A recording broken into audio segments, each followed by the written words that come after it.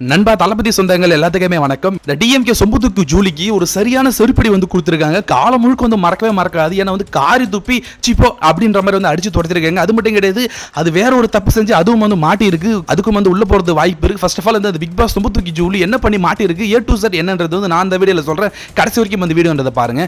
அதாவது இந்தியா முழுக்க அந்த நீட் அதற்கான ஒரு எதிர்ப்பு அப்படின்றது வந்து கிளம்பி இருக்கு. தமிழ்நாட்டிலையும் வந்து நிறைய பேர் வந்து போராட்டம் பண்ணிட்டு இருக்காங்க. ஆனா திமுகவும் வந்து நீட்டுக்கு எதிராக வந்து போராட்டம் பண்ணிட்டு இருக்கு. ஆனா அங்க முழுக்க முழுக்க வந்து நீட்டை பத்தி பேசுறானுங்களோ இல்லையோ தெரியல. நம்ம முதலமைச்சர் விஜய் பத்தியும் தமிழக வெற்றி கழகத்தை பத்தி ரொம்ப தப்பா தான் பேசிட்டு இருக்காங்க. ஆனா அது விஷயம் கிடையாது.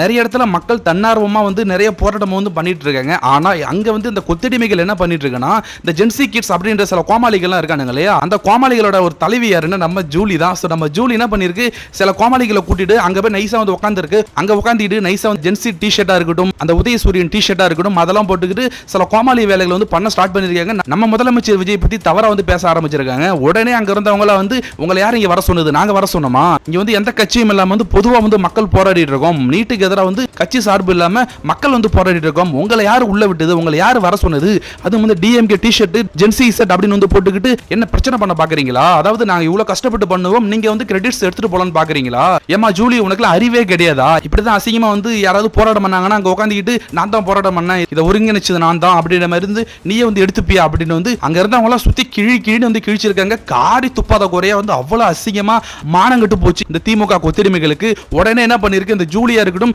சில கோமாளிகள் எல்லாம் கூட வந்துருச்சு இல்லைங்களா, அந்த கோமாளிகள் எல்லாமே வந்து அப்படியே தலை தரிச்சு ஓடி போயிடுச்சு. அங்க ஒரு ஆட்டோ பிடிச்சி அந்த ஆட்டோல எல்லாம் ஓடி சேர்ந்துருச்சு.